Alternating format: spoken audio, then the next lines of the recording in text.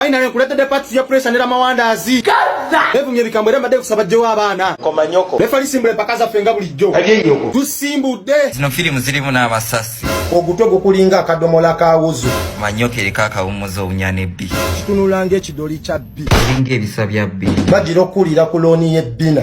Kulinga chapter esooka mu matako g'enzikiza. Gwe nno leega ogwo omuyindo ogukulinga ng'ebindaazi bya kiddawaaliime. Ugireyo anase kulinga koyiro. Wenna feese ekuddugadde eringa we batuuza amanege. Ojja onzungirako n'obutako bwo. Ebimwa bikugazi oyinza okugamba mabega wa njovu. Kyasaamira kinene ekyana n'ogwo omutwe gukiringa emboga. Kitunulanga omulambo ogufudde amazzi. Kiringa akandooya kabbi. Gwe nno kinyago kanga anyampidde mu katale. Gyawo obusiru neyo fige kulinga akakodyo. Kitintimanga ekitunga bbi ku musito. Oyasaamira n'owo obutama obwako omwandaabwe. Omuntu eyapamako ku live talina kuba na magezi. Manyoko. Lengera nno kinene ekikulidde ku vitamini ya B. Gazi yemmwe kulinga lastika ya peti eyagwamu. Kitunulanga amatako g'abajulizi. Ofaanana ng'abasimi b'entaana. Nze yaleeta olumba olwatta kitaawo ng'afiira mu magulu ga nnyoko. Ndowooza maama we yamala okuzaala ne mugamba kuliko emmesi. Jangu nnuuna akabina owone ekikeeto. Gusaana kuba bisapatu n'okutuka. Gwe nno ndeegaako ebyo ebimu ebyakugejja oyinza okugamba nnyama ya mpisa egaze. Ndowooza gw'omeketa n'ebigere eby'enkyakya. Kwata omuswaki oguyise mu kamwa oguyise mu bbina oweweere ekikeeto kya bbi. Manyoka eriko akawummuza obunyana ebbi. Kibulira okussa carbon dioxide mu kifo kya oxygen. Lwaki temwasoma nammwe? Nisezi puleesha.